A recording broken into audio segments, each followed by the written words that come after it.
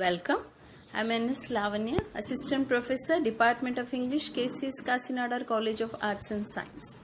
In this video, I'm going to summarize the novel, The Count of Monte Cristo, written by Alexandre Dumas. The Count of Monte Cristo is an adventure novel by French author Alexandre Dumas, completed in 1844. It begins just before the 100 Days period when Napoleon returned to power after his exile. The historical setting is a fundamental element of the book, an adventure story primarily concerned with themes of hope, justice, vengeance, mercy, and forgiveness. The classic story of an innocent man wrongly but deliberately imprisoned and his brilliant scheme to avenge those who betrayed him. Edmond Dantès is a 19-year-old with a bright future. He is first mate on the ship Pharaon, which docks in Marseille in 1814. Monsieur Morel, who owns and operates the ship and who is therefore Dantès' boss and mentor, promotes Dantès to captain, which upsets the ship's cargo manager, Douglas.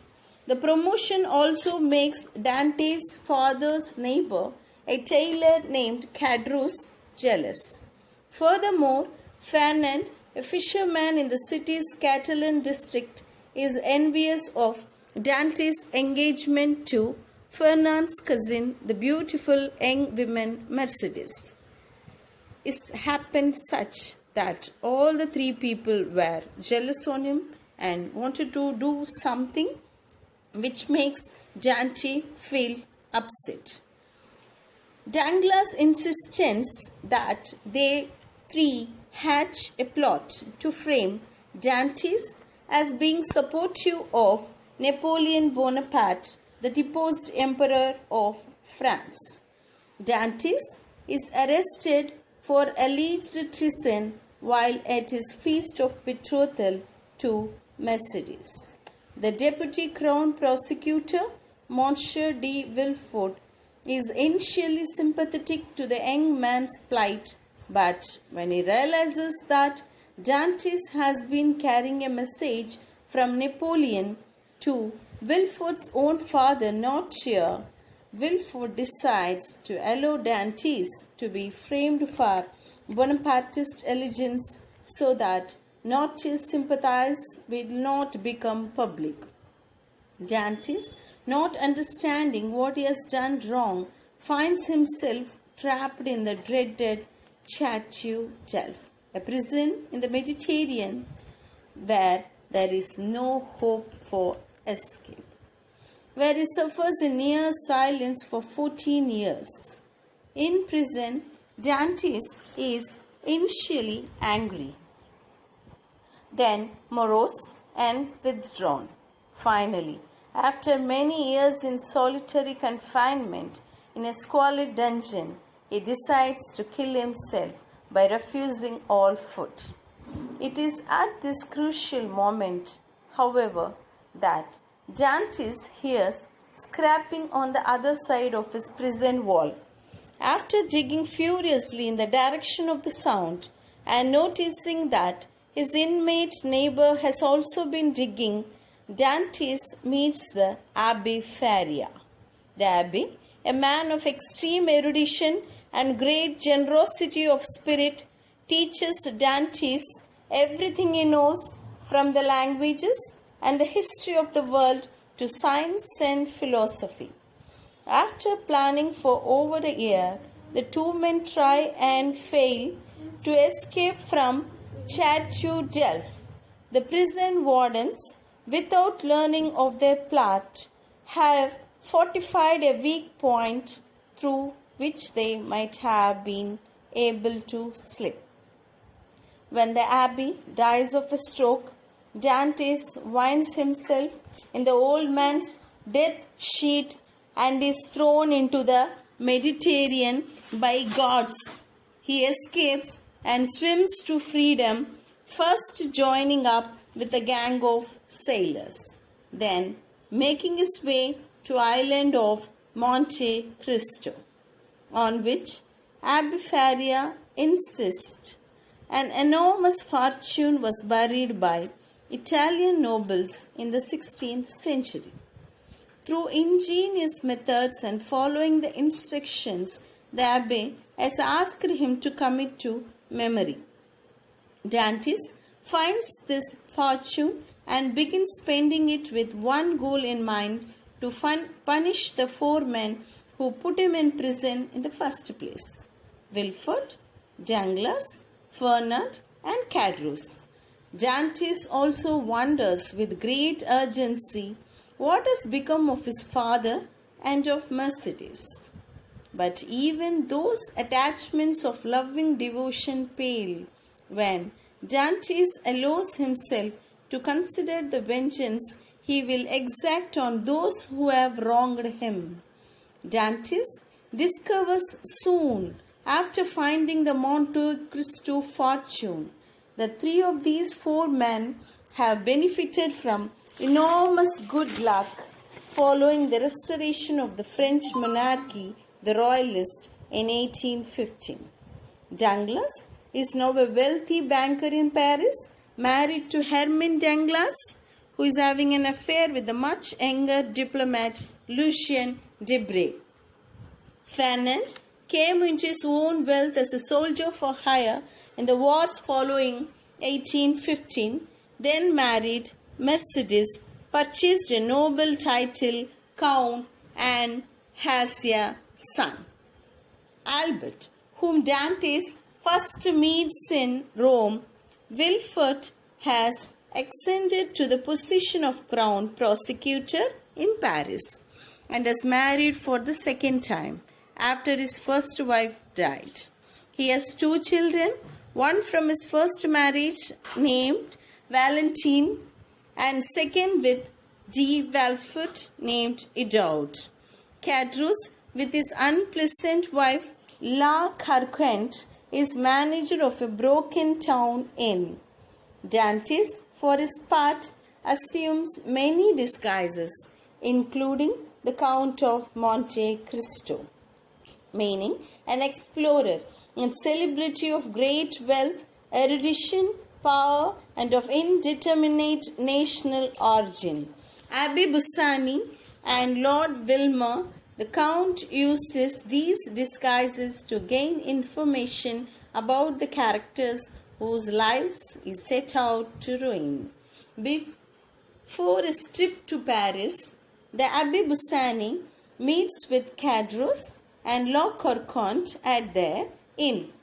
Busoni asks Cadrus the extent to which he was involved in Dantes' false imprisonment, because Abbe Busoni is nothing but Dantes. And when Busoni realizes that Cadrus himself was not the prime mover of the plot, he forgives the innkeeper, giving him and his wife a diamond. After Busoni departs, La Carquent convinces Cadrus to hatch another plot to murder the jeweler to whom they have just sold the diamond.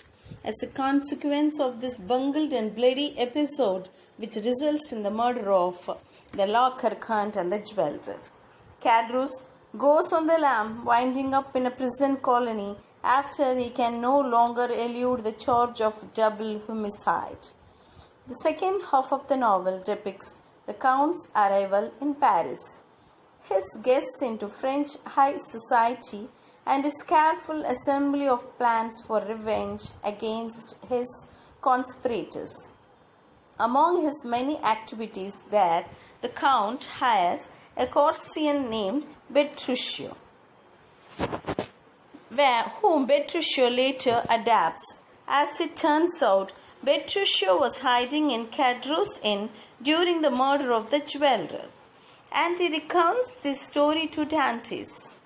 In another coincidence, Benedetto is sentenced to work in the same prison colony as Cadrus, and Cadrus later extorts Benedetto in Paris when he realizes that the Count has helped fabricate an identity for him as Andrea, an Italian noble. The Count sets up house on the Champs-Élysées with, among others, a black slave named Ali and a Greek slave named Heidi, whom he has purchased in Constantinople. The Count manipulates telegrams and financial markets to reverse Douglas' banking fortune, and he gradually comes to make the acquaintance of Albert and his mother Mercedes, the first of whom becomes his friend, and the later of whom, though recognizing her form of fiancé immediately, pretends for much of the book to have no idea who the Count of Monte Cristo really is. The Count soon realizes that Madame Villefort is using poison to kill members of the Villefort family, so that Valentine's wealth from her grandparents, the Saint Marans and grandfather Noirtier, will revert to her son. These machinations, along with many ornate and festive balls, theatrical and operate performances, duels and fights, and conversations about love, philosophy, religion, devotion, revenge, wealth, and family, lead to a series of climaxes and then to a denouement in the final chapters of the book. The Count allows Caderousse to be murdered by Benedetto after concluding that he has given Caderousse many opportunities to atone for his initial sins of cowardice and drunkenness and his later sins of murder. The Count also drains Douglas' bank account through shrewd manipulation of financial markets and after convincing Eugenie to become engaged to Andrea, watches as Andrea's social fall further disgraces her family. The Count backs a dueling with Albert over a supposed rumor of Fernand's indiscretions, only for Albert to realize that his father stole his wealth from the Ali Pasha in the Middle East and that he is no aristocrat at all, rather the son of a treacherous, untrustworthy and cowardly fisherman of humble origin. These revelations result in Fernand's suicide and in Albert's resolution that he will join the French army abroad. Meanwhile, his mother Mercedes makes peace with Count after begging him to protect Albert and others in Paris from further vengeance. She vows to live alone in a mournful pace in Marseille.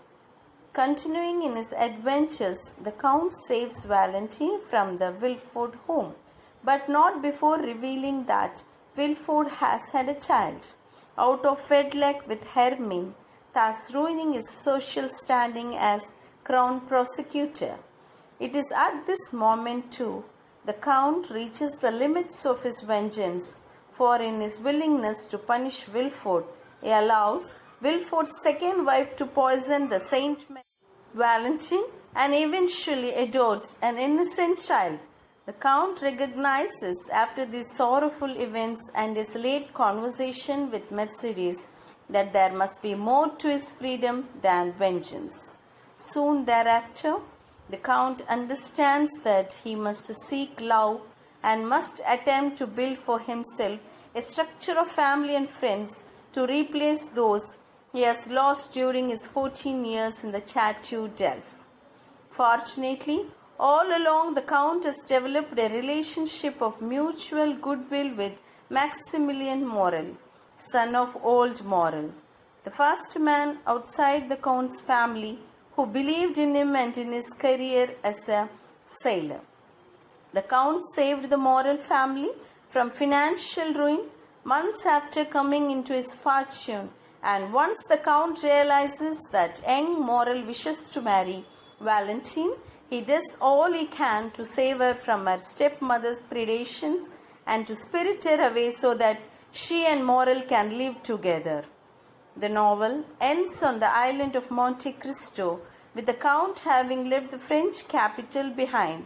He has successfully protected Valentine and Morrel from social chaos his activities have caused in Paris and has bequeathed them nearly his entire fortune.